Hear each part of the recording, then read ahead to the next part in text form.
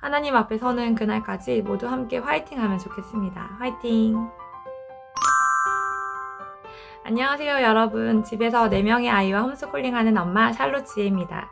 지난 시간에는 제가 큐티까지 이야기를 나눴었는데요. 오늘은 또 다른 신앙교육 방법으로 성경 읽기에 대해서 얘기를 해보려고 합니다.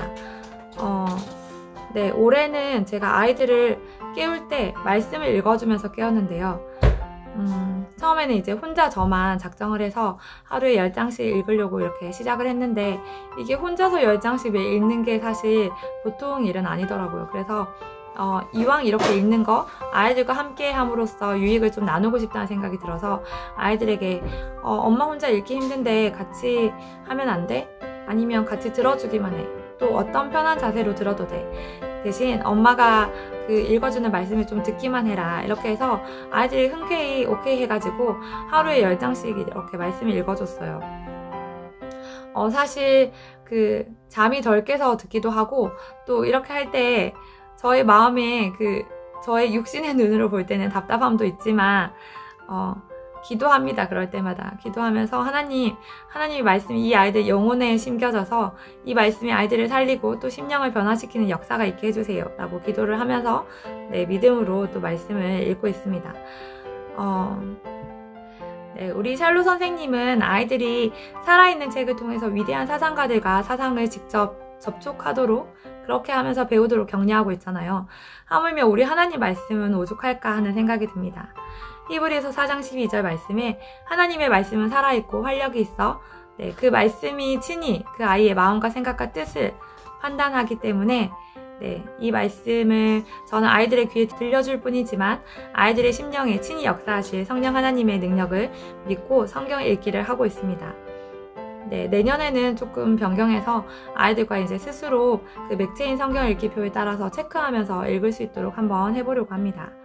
이제 저희 성경 쓰기는 아이들이 어릴 때는 하루에 한 절씩 꾸준히 이렇게 적다가 어느 순간부터인가 사실 이게 잘 되지 않았어요. 그래서 엄마의 욕심으로는 이제 성경 전체를 필사하지 못한 그런 아쉬움이 항상 있지만 지금은 그것에 대한 부담을 내려놓고 이제 교회에서 어떤 프로그램으로 할 때마다 저희는 참여하고 있습니다.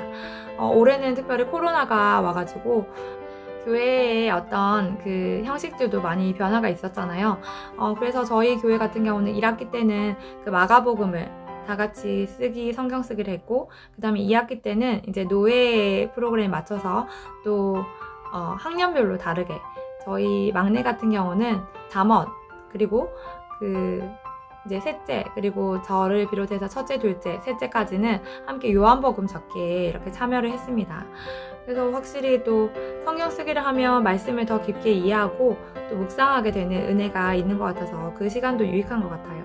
그리고 그 외에 이제 찬양이나 또 성경 동화 또 요즘은 미디어로 너무 잘 나와 있어서 사실 유튜브 채널도 너무 잘 활용하면 좋을 것 같고요.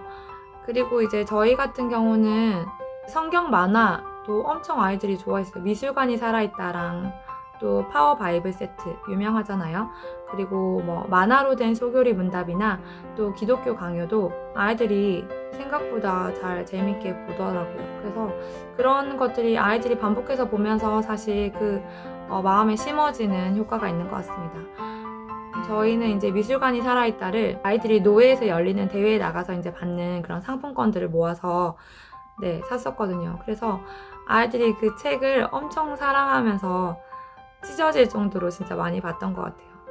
그래서 이제 코로나로 인해서 많은 변화가 있겠지만 초등 고학년 시기 때는 또 교회나 노예 등에서 이제 주최하는 그런 대회들에 참가해 보는 것도 아이들이 무대에 서보는 경험도 되고 또 그런 준비하는 과정에서 또 유익들이 있기 때문에 추천드리고 싶다는 생각이 듭니다. 저희 큰아들 이야기를 한번 해보려고 해요. 저희 큰아들은 올해 입교를 했는데요. 작년이었나? 재작년이었나? 이제 아이가 사춘기가 오고 저도 아이들도 이렇게 힘든 시기를 보내고 있었어요. 그래서 내가 그동안 아이를 제대로 가르친 게 맞나? 내가 진짜 잘못한 거 아닌가? 이 아이는 구원을 받을까? 받을 수 있을까? 내 눈에는 아닌 것 같은데 난 이제 어떻게 해야 되나? 나는 자녀 양육에 실패한 걸까? 신앙교육에 실패한 걸까? 이런 고민에 사로잡혀서 이렇게 절망스러운 시기를 또 보내고 있을 때였습니다. 어릴 때부터 나름 이렇게 열심히 한다고 했던 저는 더 힘이 드는 그런 시기였던 것 같아요.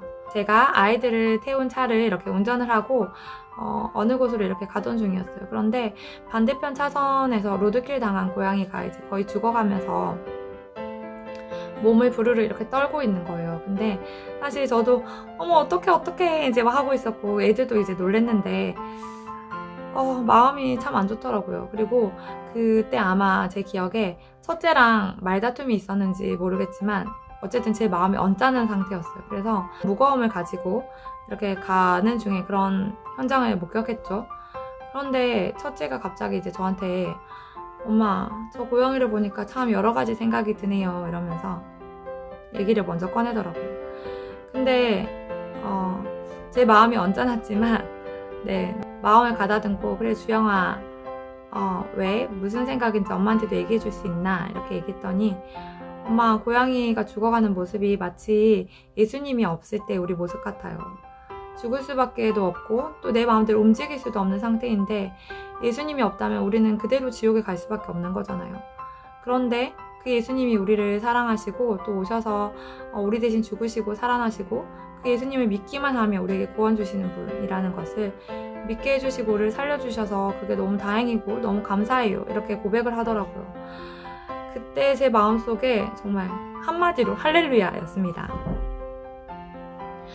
겉으로는 이제 주영아, 그래 주영의 말이 맞는 것 같다 라고 이제 생각을 하면서 그 순간에 제가 얼마나 많이 회개했는지 몰라요.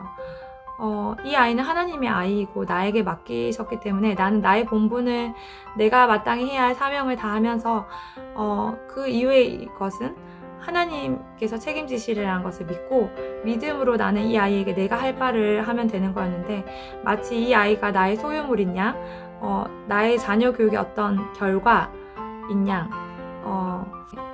그런 마음으로 아이를 생각했구나. 이 아이들의 구원마저도 내가 책임져야 하는 그런 일로 생각을 했구나.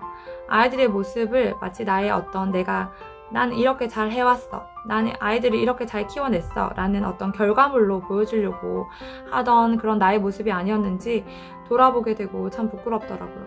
그런데 그 주영의 고백을 듣고 나서는 정말 1도 고민하지 않게 됐어요. 저에게 그 주신 부모로서의 사명, 아이들에게 말씀을 가르치고 하나님에 대해서 이야기하는 것을 감당하다 보면 나는 그냥 나에게 주어진 그 부모로서의 사명만 잘 이렇게 열심히 감당하다 보면 이 아이들의 영혼과 생각을 책임지시는 분은 말씀 그 자체 주님이 친히 하시는구나 라는 그런 것을 목격했고 그래서 그 믿음이 경험으로 생겼어요. 그래서 이제는 정말 겸손히 기도하면서 아유 그렇지요 하나님, 저는 제가 할 일만 겸손히 하겠습니다. 부모로서 해야 될 일들만 하면 그 영혼을 살리시는 분도 하나님이시고 그 아이의 앞길을 인도하실 분도 하나님이시라는 것을 믿고 나가야겠구나 라고 생각을 하며 그렇게 신앙교육을 이제는 하고 있습니다. 저의 그 경험들이 또 고민하고 길을 찾고 있는 분에게 조금이라도 도움이 됐으면 좋겠고 믿는 부모로서 우리가 우리 모든 자녀에게 바라는 그런 고백이 아닐까 하는 생각이 듭니다. 특별히 기독교 홈스쿨러 또 기독교 신앙을 교육해야 하는 부모로서 우리가 아이들과 더욱더 힘을 내길 바라면서 네, 하나님 앞에 서는 그날까지 모두 함께 화이팅 하면 좋겠습니다. 화이팅! 오늘도 아이들과 또 주신 하루 행복한 하루 되시면 좋겠습니다.